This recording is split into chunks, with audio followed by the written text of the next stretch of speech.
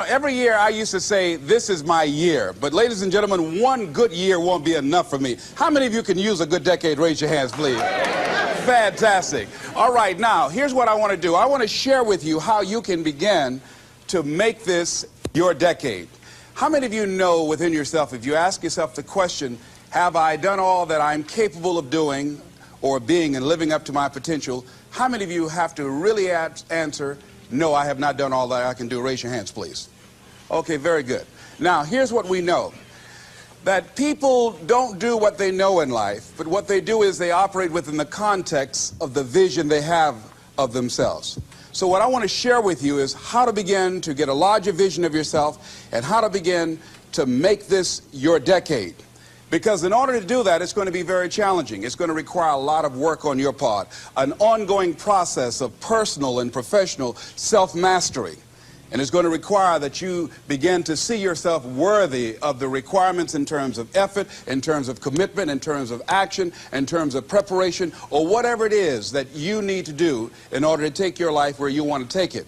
So one of the first things I ask you to do is I want you to look at your life right now and think about something that's important to you, something that gives your life a sense of value. Think about something that you'd like to have, or something you'd like to create for you or your family or for society. I want you to hold this thought in mind. Now, one of the first things I want you to do is don't worry about the inner conversation that you're going to have. Don't worry about how you're going to do it. That's going to come. You're going to develop a plan of action. You will find the way. You'll become the kind of person that can attract the people, the resources, and everything you need in order to make that become reality. But I want you to be mindful of your inner conversation. Now, I want to ask you a question. How many of you have ever thought about something you wanted to do and you talked you out of it? Raise your hand, please. That inner conversation, ladies and gentlemen, is the reason that most people take their greatness, take their ideas to the graveyard with them. You know, the wealthiest place on the planet, a minister said recently, and it was so true, is not the gold mines in the various areas of the world or the diamond mines. The wealthiest place on the planet is the graveyard. Because in the graveyard we will find inventions that we never ever were exposed to, ideas, dreams that never became reality, hopes and aspirations that were never acted upon. Because most people allow that inner conversation, for whatever reason, to keep them from ever pursuing their goals. So let us begin to look at what's required in order to make this our decade. Why is it that most people don't ever reach their goals or live up to their true potential? One is fear. And there are only two kinds of fears that we're born with. The fear of falling and the fear of a loud sound. All other fears we learn, like the fear of failure. The next is the fear of success. That's one of the major challenges I had to deal with. I was working on a major project, and after it began to grow and it was extremely successful, I panicked.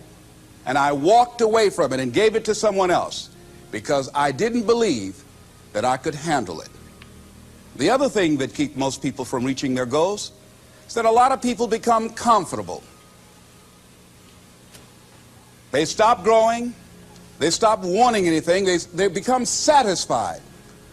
They stop looking at ways in which they can improve themselves. They stop putting things in front of them. I was reading something by a great man, George Bernard Shaw. And he said something to the effect that to have succeeded is to have finished one's business on earth. Like the male spider who is killed by the female spider the moment he has succeeded in his courtship. And he goes on to say, I like a state of continual becoming with a goal in front and not behind. I remember after giving a speech at a major corporation, a gentleman came up to me who was up in years, and he said, you know, that's real great motivation for you young guys. But I've done all my work. There's nothing else for me to do. I said, oh, yes. You've got a lot to give. You have a lot to offer. The fact that you're still here means that your business is not through yet. The other thing that keeps us from reaching our goal is not feeling worthy. That's where a lot of people get stuck. Because, see, when you don't feel worthy of your goal, you will begin to unconsciously engage in self-destructive behavior, like procrastinating, constantly putting things off, squandering your time, and that's what life is made of. something else that keeps us from reaching our goal, and that is many times because we spend so much time complaining and blaming everybody or everything. I'm reminded of a friend of mine who talked about the fact that one day he was walking by this house and some people were sitting on a porch, and there was a dog on the porch, and this dog was just moaning and groaning. So he was curious, and he asked the owner, he said, "Why is this dog moaning and groaning?" And the owner said, "Because he's laying on a nail." He said, "Well, why doesn't he get off?" He says, "It's not hurting bad enough for him to get off." How many of you know people who moan and groan and complain about life all the time, all right? They might moan and groan about their job. "I'm sick of this job. I'm sick of you." And they just moan and groan and complain all the time and never do anything about it. They haven't got to the point where they're sick and tired of being sick and tired. They just have enough energy to complain about it, and they consider that, in fact, they believe that that's equivalent to doing something about it, just complaining. No, that can't get you where you want to go. That cannot create your reality for you. The other thing that keeps most people from realizing their true greatness and their true potential, circumstances, their environment. There are many people who believe because of where they're born, because of the area where they are in life and where they find themselves, that's all they know.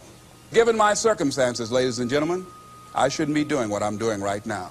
See, I know something about you, even not knowing you, that you've got greatness within you.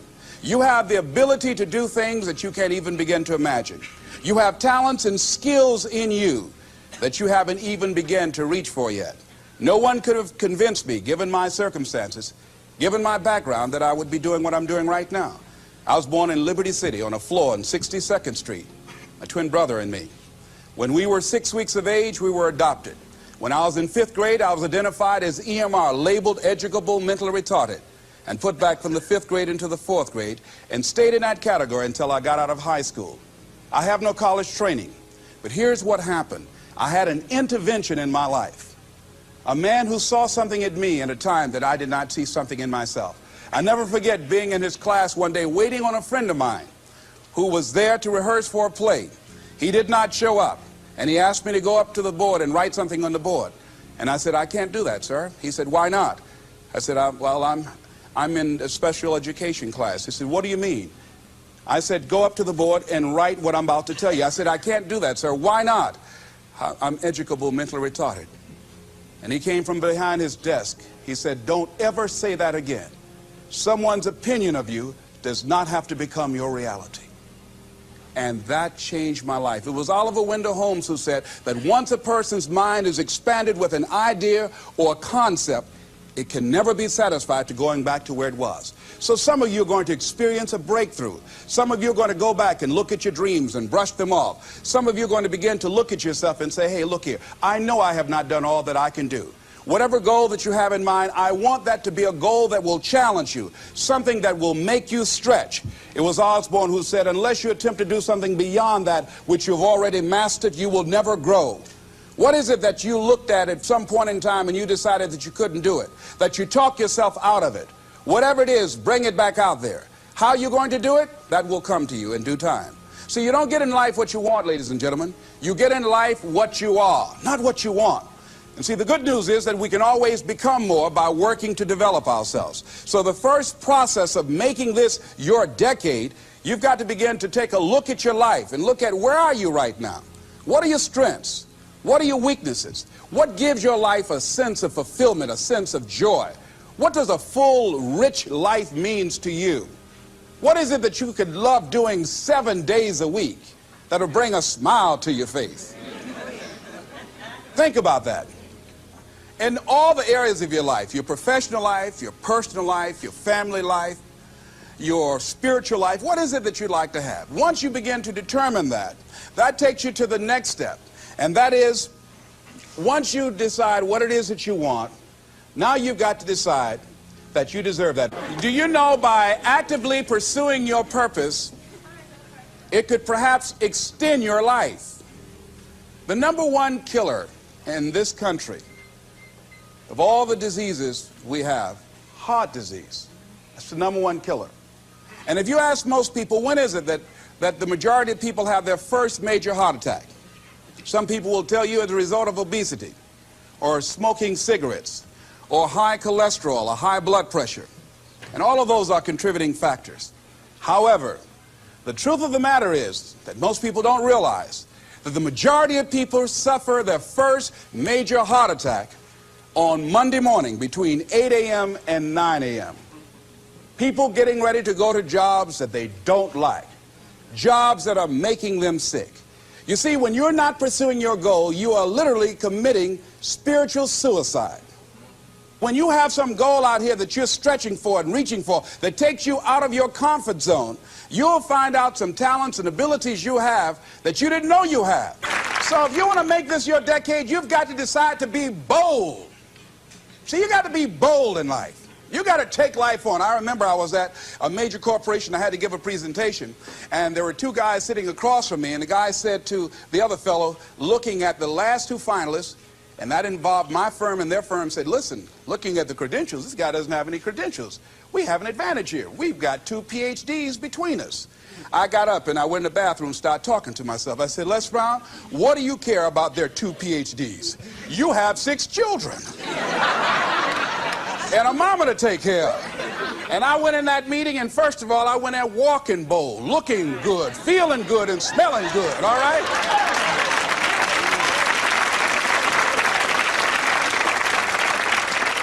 And I sat across that table and we started negotiating, and I operated in a spirit of absolute certainty. I looked at them as if the only reason that they were born was to give me that contract. They survived 1 out of 9 million sperms to carry out this transaction. And I got the contract. Hello.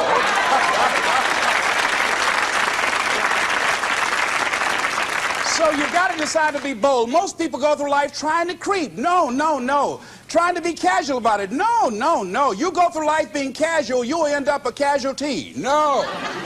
You've got to be bold in life. You've got to take life on.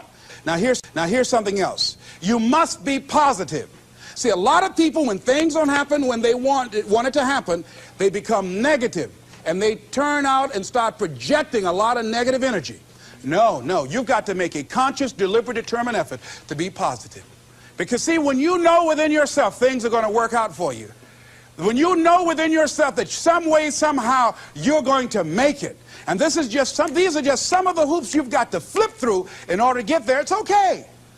Have a friend who went to get a job, and the people didn't hire him. He was so negative. Well, hey, to hell with you then. Wait a minute. They just don't have a job today. Don't burn your bridges behind you. Don't talk about the guy's mama. Come on. All right. Oh. Now, here's the last thing. If you want to reach your goal and have a competitive edge, you've got to be hungry. See, my first major goal was to buy my mother a home. I feel like Abraham Lincoln, who said, all that I am and all that I ever hope to be, I owe to my mother. And I said to my mama one day, I said, Mama, when I become a man, I'm going to buy you a home. And you won't have to go to work every day. You won't have to work. You just sit down, Mama. She was getting up, getting dressed to go to M&M cafeteria. And I was just following her around. I said, watch, Mama. One day you won't have to leave here to go to work no more. It's raining outside. You won't have to go to work in the rain. You just do what you want to do. Like stay home and fix me sweet potato pie. My mama fixed the kind of sweet potato pie you can't eat with your shoes on. You have to take your shoes off so you can wiggle your toes, all right? But that was my dream. That was my passion. I saw that, and that drove me. That was my reason for being. So one of the things, in order to make this your decade, in order to reach your goals, you've got to find some reasons that make you strong, some reasons that will make you hang in there when times get rough, because they're going to get rough. It's going to be very challenging. Whenever you decide that you want to grow, whenever you decide that you want to go to another level, all hell will break loose. Everything that will happen, that can happen, will happen, and at the worst possible moment. They call it Murphy's Law. See, whenever you decide that you want to go to another vibration, it's like when you get into an airplane. The first thing they tell you to do is do what? Fasten your seatbelt. Because you're going to experience some turbulence when you're going up. And some of you are already experiencing that turbulence. Don't be frightened by that. See, whenever you decide you want to go to another level, you've got to fasten your psychological, your mental, and your spiritual seatbelt. Because it's going to be a while before you experience a comfortable altitude. You're going to get there. It's there. But you've got to go through this phase here. This is how you grow. This is how you develop. See, life is like a roller coaster. Sometimes you're up, sometimes you're down. Sometimes things go well, and sometimes they don't go well. But in the down moments, that's when you discover who you are. During the down moments, see, in this prosperous time, you put it in your pocket. In the lean times, you put it in your heart. And that's when you discover who you are. So find 5 reasons that empower you. Why is it that you deserve your goal? What are the 5 reasons that you won't give up? When life catches you on the blind side, when the messenger of misery visits you, what are you going to do? What will keep you in the game when life knocks you to the canvas?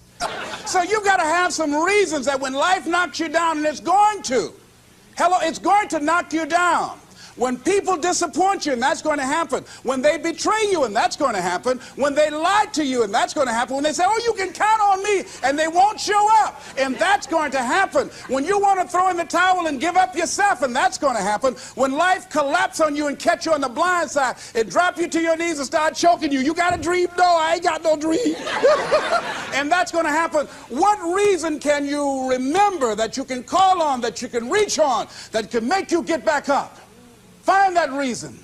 Because when life had knocked me down, I said, life, I'm doing this because I want to make my mama proud of me. I'm doing this because I want my children to have a better life than what I had. I'm doing this because all my life I've been told I'd be a loser, that I wouldn't make it. All my life I heard people say, maybe take them back to the welfare department. I'm doing this to make them a lie. I believe, like Frank Sinatra, he said, the best revenge in life is massive success. I'm doing this so I can become massively successful. And with that kind of courage, with that kind of affirmation and reason to empower me, I got a saying that when life knocks you down, try and land on your back, because if you can look up, you can get up. So when you run out of money, when things don't work out for you, when things happen that you could not anticipate, what are the reasons that you can think of that can keep you strong, that can keep you in the game, that will be your rod and staff to comfort you, that can be your bridge over troubled waters? Those reasons are very important. Nietzsche said, if you know the why for living, you can endure almost anyhow. So find out the reasons that you do what you do. Find out the reasons that will make you strong, that will make you walk by faith and not by sight, that will make you pursue your dream when everybody is against you or don't believe in you no more. And let me tell you something, that's a lonely feeling. It's a lonely feeling, particularly people that you're doing it for, or people that stand to benefit the most, or people who should be the #1 members in the encouragement club, but they end up saying, you can't do it, and they become members of the discouragement club. Oh, it hurts very badly. I know what that's like. Have people that you love close to you that look at you with that look and say, why don't you try something else? Why don't you give up? I say, but this is my life. I have got to do this. Les, you had a good job at Sears. That man like you. Mama, I can't go back to Sears. I can't do, I got to be my own boss. I can't do that. I mean, you know, it's ladies and gentlemen, you know, when you work on a job that's dead end, you can see the ceiling already. It's like going in the middle of a movie. And after you've seen the movie, sitting back through that over again, there's something missing. You know the hero's not going to die. You know what the outcome is already. And so that's why a lot of people, a lady was telling me, she said when she went to work, it's about like a refrigerator fell on her shoulder as soon as she stepped in. Because she knew she'd gone as far as she could go. See, they're paying her just enough to keep her from quitting, and she's worked just hard enough just to keep from getting fired. How many of you know people like that? Raise your hand. The ones of you didn't raise your hand, you the one. I'll just tease it, all right? Here's something else. Make a commitment to be happy. See, you know, I have you laughing a lot. See, life is too short going through it looking homely, tired, and ugly. Sometimes we take life too seriously. Oh, no. Make a commitment to be happy. Find little things just to get tickled about. And laugh. Find ways to be happy in the moment. A lot of people say, well, I'll be happy when I pay off all my bills. No. I'll be happy when I get my divorce. Oh, no. I'll be happy with the children gone. Oh, no. You want to be happy now. See, there are no guarantees. No one say you're going to be here 2, 3, or 4 years from now. So you want to be happy right now, in the moment. Make a commitment to be happy, because life now has new meaning for you. Just enjoying the sunset, or just looking at life or looking at nature, going for a walk. It's the little things in life that counts. Here's something else that you want to begin to do in order to make this your decade. You want to begin to get all the toxic people out of your life. Hello? Energy drainers, get them out of your life. See, ladies and gentlemen, it takes a lot of energy to reach your goal. It takes a lot of emotional, mental, and spiritual energy to reach your goal. And you can run faster with 100 who want to go than with one around your neck. See, there are two kinds of relationships. Sid Simon talks about this. Nourishing relationships and toxic relationships. Nourishing relationships are the relationships that inspire you. They motivate you. They bring the best out of you. Toxic relationships are relationships with people that always criticize you. All they can do is find fault. All they can do is just exploit your weaknesses. All they can do is remind you of the mistakes that you've made in the past. These people are bad for your health. Toxic people can run your blood pressure up. One apple can spoil a whole barrel. One negative energy drainer can spoil your whole life. I know people whose lives have been ruined because somebody wasn't good for them. See, there are some people that aren't good for you. Hello? They aren't good for you. You've got to get them out of your life. See, a lot of people put up with a lot of foolishness because they don't want to die by themselves. Here's what I believe. I believe in a one-to-a-box theory.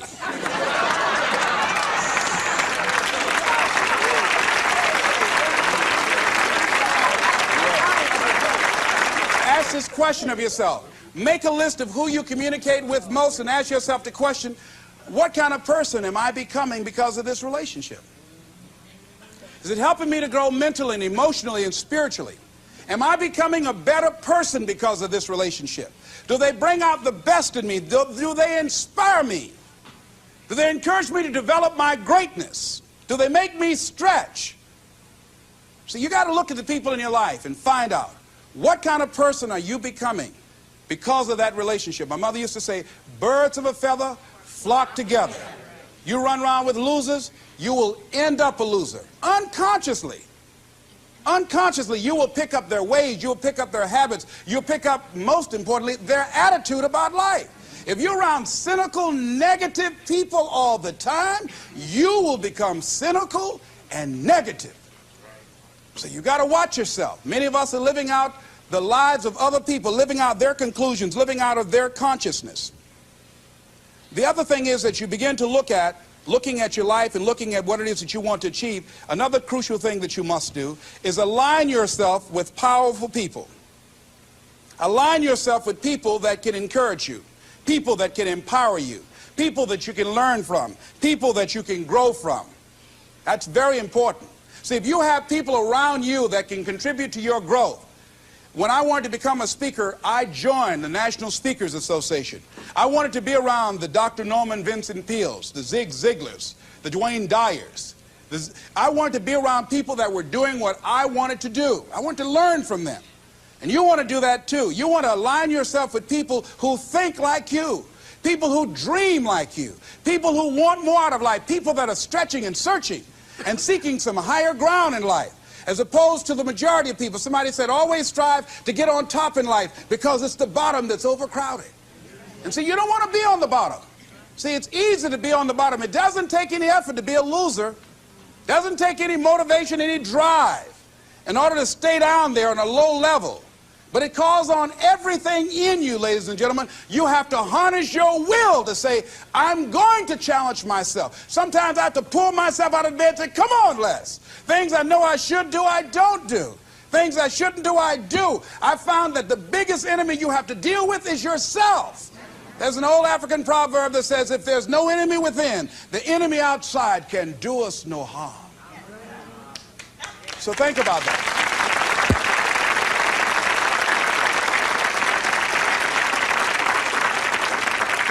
So as you begin to look toward making this your decade, as you begin to look toward making your life different, as you begin to look at yourself, you've got to redefine yourself.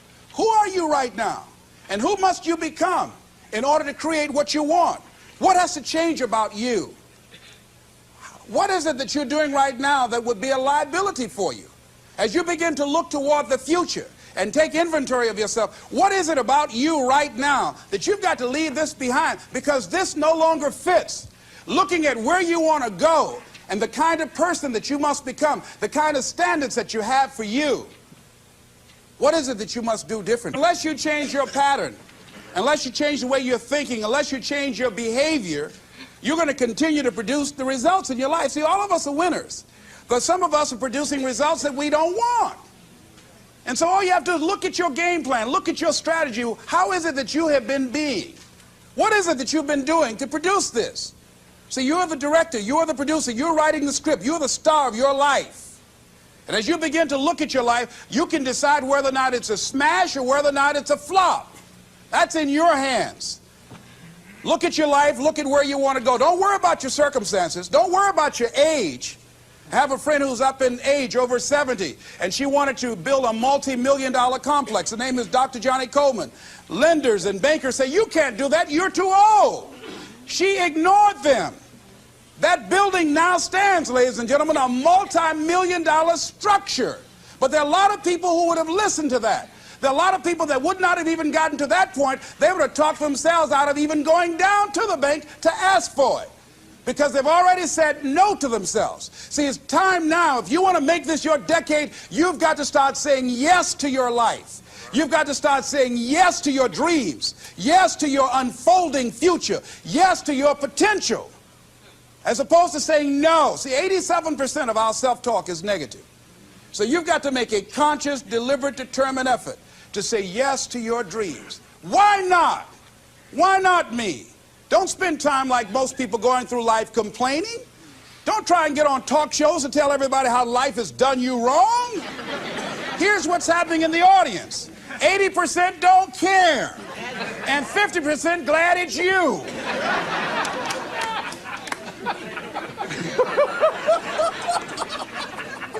All right? So when you know that, you'll go around cry, oh, you know what they did to me? Who cares? Get away from me before they come back.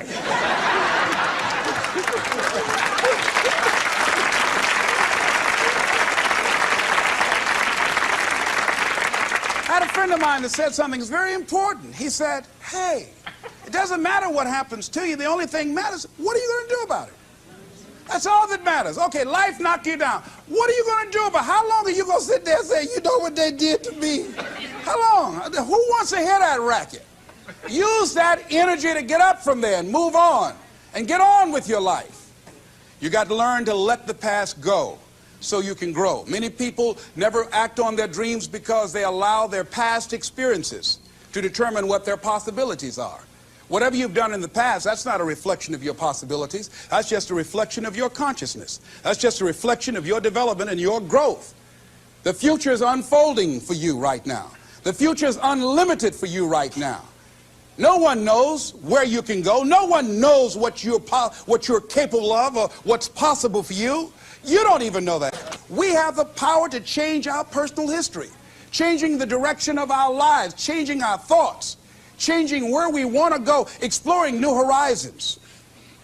So as you begin to look at this decade and affirming that this is your decade, as you set goals that will make you stretch, that will bring out the best in you, as you begin to remove the negative, toxic people from your life, as you decide to take some chances in life, and that's one of the things that's very important. Viscard said, if you're not willing to risk, you cannot grow. And if you cannot grow, you cannot become your best. And if you cannot become your best, you cannot be happy. And if you can't be happy, then what else is there?